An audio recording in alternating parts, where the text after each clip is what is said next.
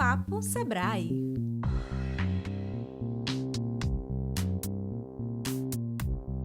Olá pessoal, tudo bem?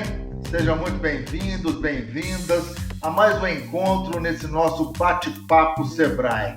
Hoje nós damos continuidade à série que o Sebrae DF programou para que você, pequeno e microempresário, se prepare para a reabertura gradual do comércio que está sendo aí definida pelo GDF. Nós vamos abordar as finanças. E aí são muitos tópicos muito importantes, como, por exemplo, fluxo de caixa, indicadores de resultados, necessidade de capital de giro. Quem vai nos ajudar, e certamente com dicas bem didáticas para você, micro e pequeno empreendedor, é o André Webb, consultor financeiro, que já está conosco. André, bem-vindo, obrigado pela participação, tudo bem? Valeu, obrigado.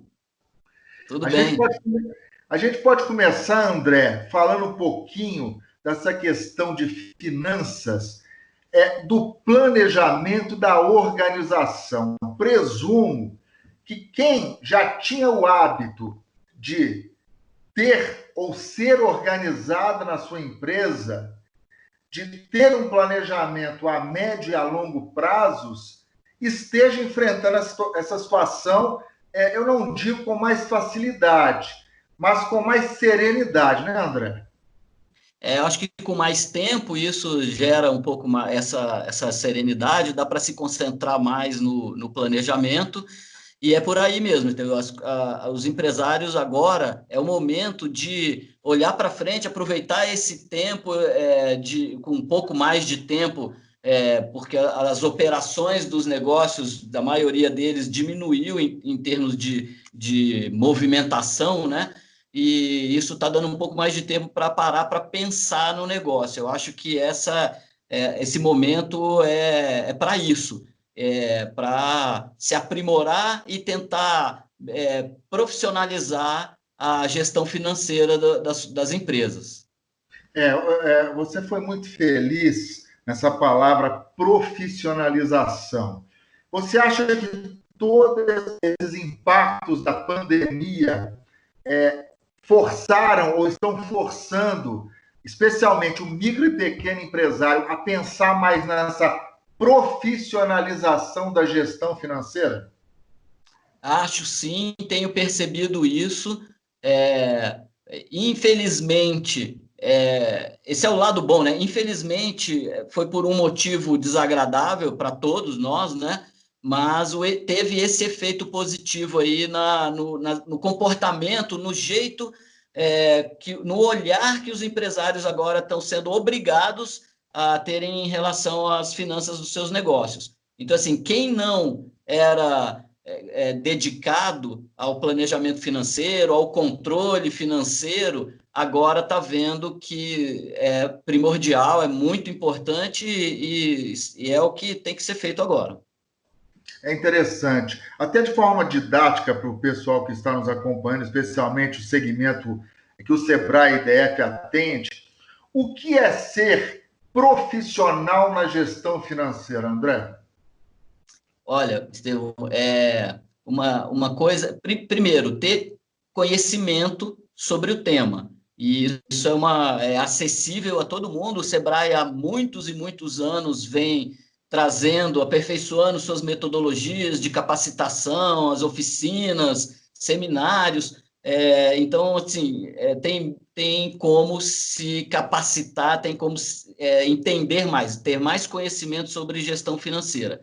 Outra coisa são as ferramentas. Então, uma ferramenta, conhecimento e uma coisa muito importante também, já deixando a dica, é a atitude. Né? Então, profissionalismo na gestão financeira é providenciar a leitura sistemática de indicadores do seu negócio. Isso é uma gestão profissional.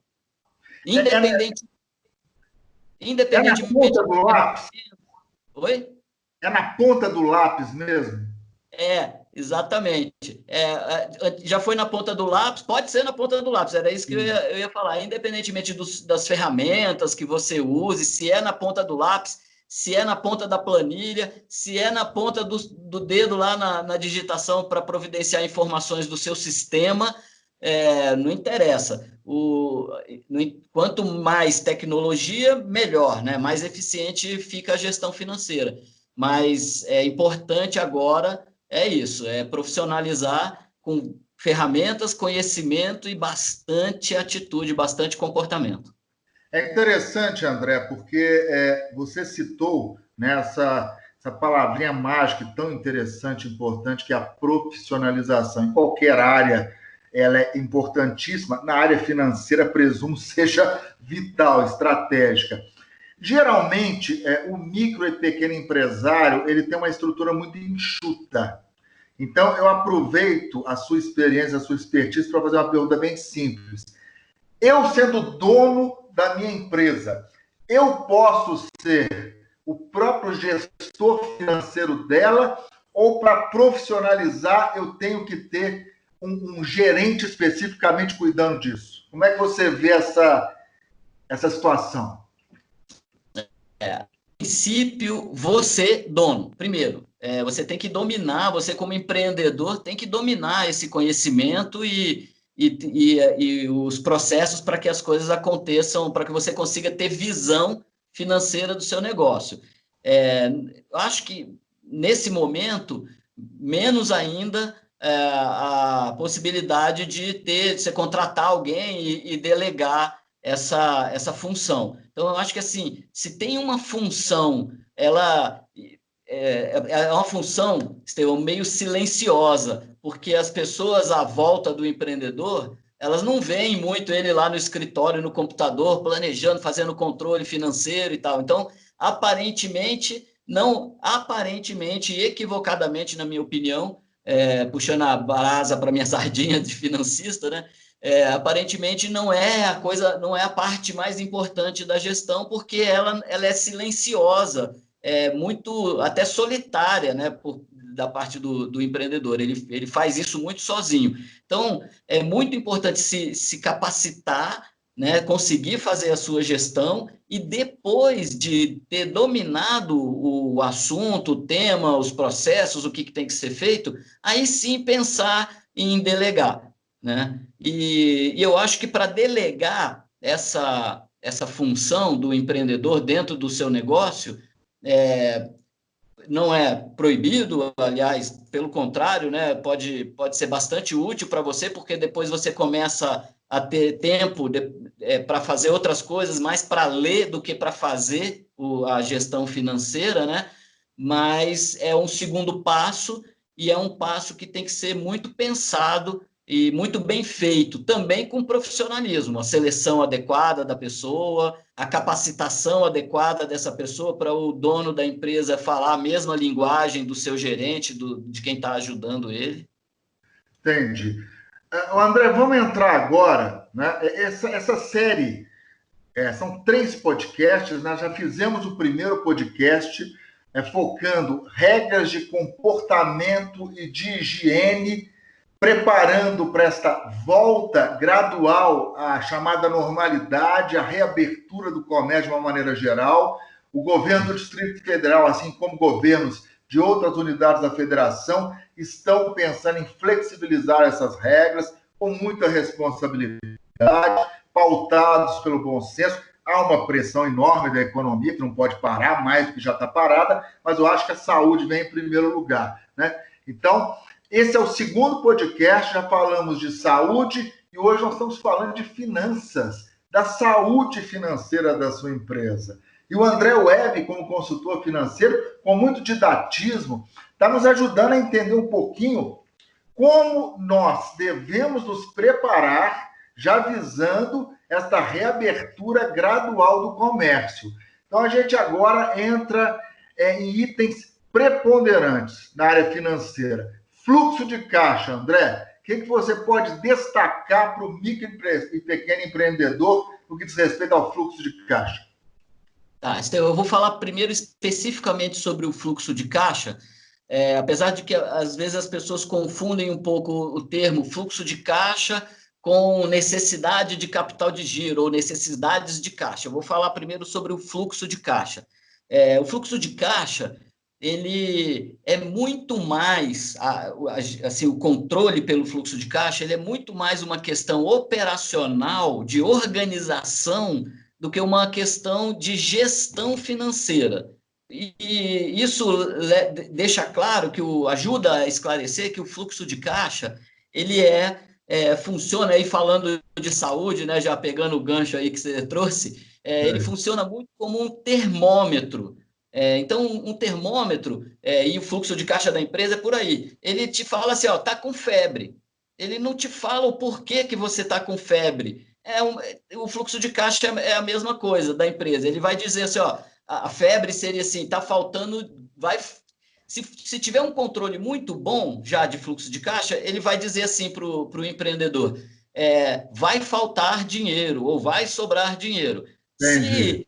Se não, ele diz, ó, está faltando, hoje não tem dinheiro e pronto, ou tem dinheiro sobrando. Então, ele funciona como um termômetro, ele mede consequências. Os fatos que geram aquela consequência, a gente tem que analisar no mundo do resultado, outro tipo de controle, na gestão Opa! financeira.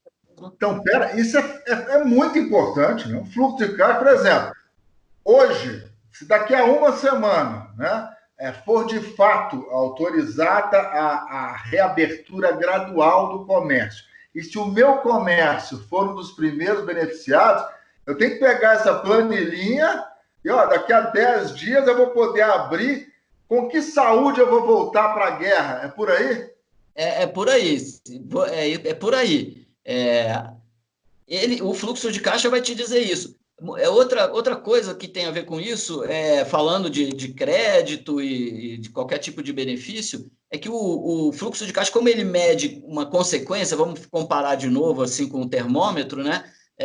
Você está com febre, você, sem saber qual o motivo, a pessoa pode tomar um remédio para baixar a febre. No caso, fazendo uma analogia, seria dinheiro para capital de giro. Eu preciso botar dinheiro dentro do meu caixa. Aí, bom, mas será que você corrigiu os problemas reais, internos lá da tua máquina de fazer dinheiro, que é a tua empresa? Será que você corrigiu? Ou você daqui a pouco vai ter febre de novo, ou esse remédio vai acabar o efeito dele? Então, agora, para usar crédito, tem que se pensar nisso, né? O que eu vou fazer com esse dinheiro do crédito e na linha de tempo, olhando lá para frente, quais serão as consequências disso lá no meu fluxo de caixa.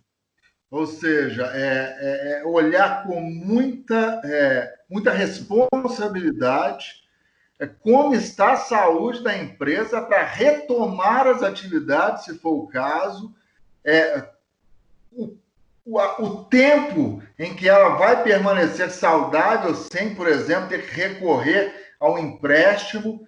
E aí entra também essa questão do estoque, porque o André tem muita expectativa de alguns setores de que quando o comércio reabrir, muita gente vai querer voltar a comprar, consumir, né?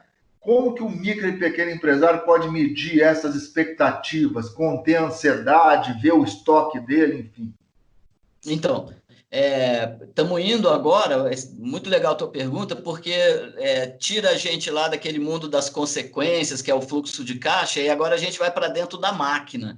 E aí, falando em estoque, os pequenos negócios já há algum tempo, alguns anos já vinham se ajustando em relação a isso, mas comentando, fica a dica também, o tamanho do estoque gera, assim, falando em termos mais simples, né, empatar, se o teu estoque estiver muito grande, você está empatando dinheiro lá, e isso pode faltar no teu caixa.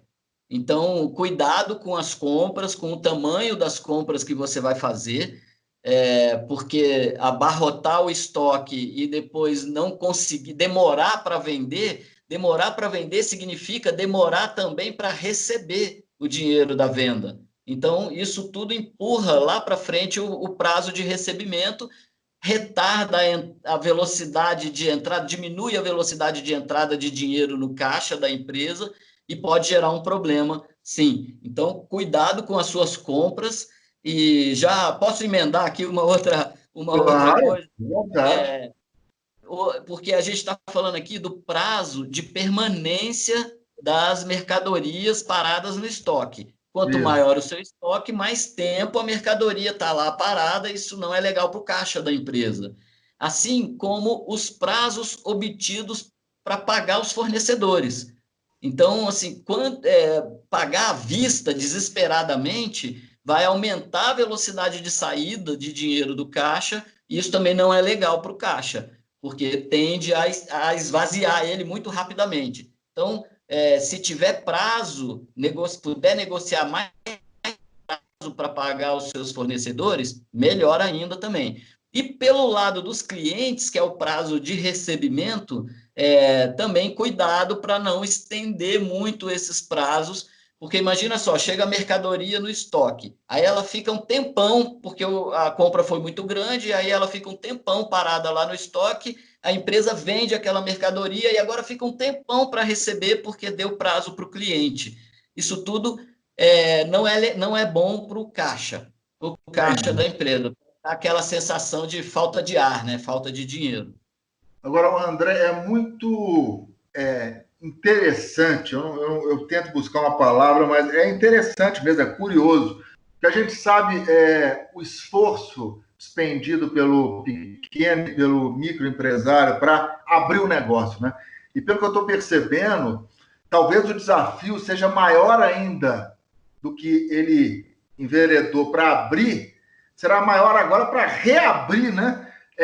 Aquela pergunta, eu estou preparado para reabrir o meu negócio? É muito cruel na sua visão? É muito crua essa pergunta? Nossa, ela é cruel, ela não é, é a mais importante, eu acho que é o que eu mais escuto. Eu sou facilitador do Empretec, é um seminário do Sebrae, só que é comportamental, não tem a ver com finanças, né? E trabalha com comportamental. E a coisa que eu mais escuto é isso. Eu acho que todos que vão fazer o seminário vão com essa grande questão. Eu estou preparado para empreender? E lá as pessoas entendem que conhecimento é muito importante, as ferramentas são muito importantes também, mas a atitude, o comportamento, o seu comprometimento, a sua persistência, a sua capacidade de planejar e monitorar o seu negócio, tudo isso entra em questão com um peso muito grande. Essa avaliação, ela não é uma avaliação simples. A pergunta foi cruel mesmo. Mas tem que ser respondida, né? Eu acho Tem que ser que respondida. E passa esse, pelo autoconhecimento. Eu acho que passa muito pelo autoconhecimento. mas eu acho que o que você discorreu até aqui, eu acho que ajuda, né? Abordar justamente fluxo de caixa, indicadores de resultados, isso é fundamental. A necessidade ou não de capital de giro. Eu acho que a gente brinca na ponta do lápis ou do computador, mas não dá para fugir de planilhas, de uma organização, de uma responsabilidade, porque você vai estar lidando com o futuro da sua própria empresa. Então, eu acho que foi muito legal a sua participação, mas eu vou te explorar mais um pouquinho. Antes da gente encerrar, eu vou te pedir assim, para fechar com chave de ouro, né? 5 dicas básicas na área de finanças para o micro e pequeno empresário que está preparando, arregaçando as mangas de novo para reabrir o negócio dentro de alguns dias, dentro de um mês, não sei, mas tem que se preparar. Então, assim, antes de eu falar as 5 dicas, só um detalhe sobre o que você falou. Não dá mesmo. Já foi o tempo que as pessoas empreendiam na ponta do lápis de uma maneira muito rústica.